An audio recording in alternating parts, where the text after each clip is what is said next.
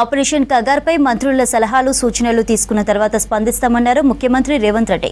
నక్సలిజాన్ని తమ ప్రభుత్వం సామాజిక కోణంలోనే చూస్తుందని చెప్పారు. జూబ్లీహిల్స్ నివాసంలో శాంతి చర్చల కమిటీ ముఖ్యమంత్రిని కలిసి వినతిపత్రం అందించింది. ఇటు టెక్నాలజీని వ్యవసాయంలో వాడినప్పుడే రైతులకు లాభాలు వస్తాయన్నారు మంత్రులు.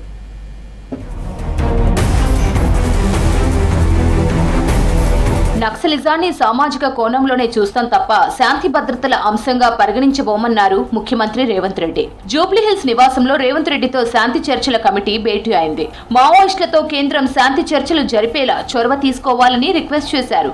కాల్పుల విరమణకు కేంద్రాన్ని ఒప్పించాలని కోరుతూ సీఎం రేవంత్ రెడ్డికి వినతి పత్రం అందజేశారు. సీఎంతో భేటీలో శాంతి చర్చల committee convener justice Chandrakumar, professor Haragopal పాల్గొన్నారు.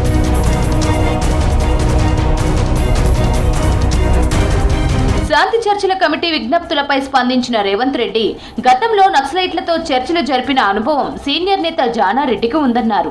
ఈ అంశంపై సీనియర్ నేత జానారెడ్డి సలహాలు సూచనలు తీసుకుంటామని చెప్పారు. మంత్రులతో చర్చించి ఓ నిర్ణయం తీసుకుంటామన్నారు రేవంత్ రెడ్డి.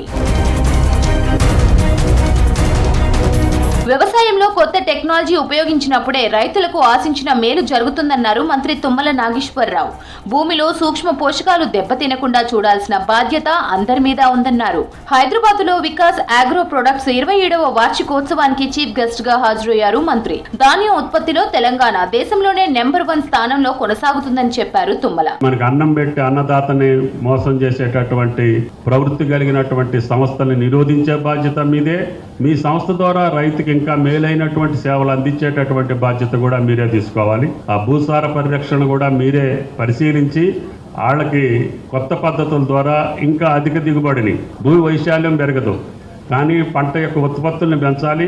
25 సంవత్సరాల క్రితం తెలంగాణ ప్రాథమిక సూత్రాల పేరుతో ఏర్పడిన బీఆర్ఎస్ ఆ సూత్రాలనే పదవుల కోసం రాజీ పెట్టిందని విమర్శించారు మంత్రి పొన్నం ప్రభాకర్. నిరుద్యోగులకు ఉద్యోగాలు, డబుల్ బెడ్రూమ్ ఇళ్ల పథకాల ప్రజలకు క్షమాపణలు చెప్పాలన్నారు.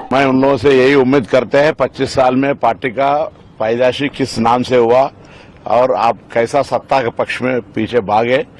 सत्ता हासिल 10 साल में करने के बाद जो तेलंगाना का मूल सिद्धांत नीलू निधुलू नियामकालू कैसा आपने भूल गए, उसके बारे में पहले माफी मांग के उस मंच से जवाब देना है. 10 साल में हालात प्रदेश का कैसा किया आपने फाइनेंशियल स्टेटस को, और आपका इलेक्शन वादा डबल बेडरूम से लेके बेरोजगारी की भत्ता से लेके बेरोजगारों को नौकरी देने की बात था, वो कैसा हुआ और एससी चीफ मिनिस्टर का बात क्या था, ये सब चीजों का जवाब देना बोल के हम डिमांड. గత 10 ఏళ్లలో ఆర్టీసీని విస్తరించకుండా నిర్వీర్యం చేశారని విమర్శించారు మంత్రి పొన్నం ప్రభాకర్. ఒక్క బస్సునైనా కొనుగోలు చేయకుండా, సిబ్బంది భర్తీ చేపట్టకుండా ఆర్టీసీని మూసేసే పరిస్థితికి తెచ్చారన్నారు. కాంగ్రెస్ అధికారంలోకి వచ్చే నాటికి సిసిఎస్ 682 కోట్ల బకాయిలు ఉన్నాయన్న మంత్రి వాటిని 450 కోట్లకు తగ్గించామన్నారు.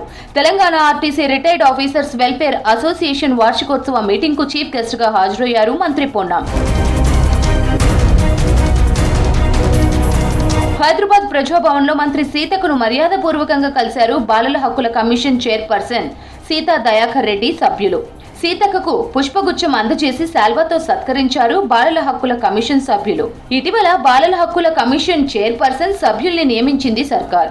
మంత్రి సీతక్కతో తొలిసారి బాలల హక్కుల కమిషన్ సభ్యులు భేటీ అయ్యారు.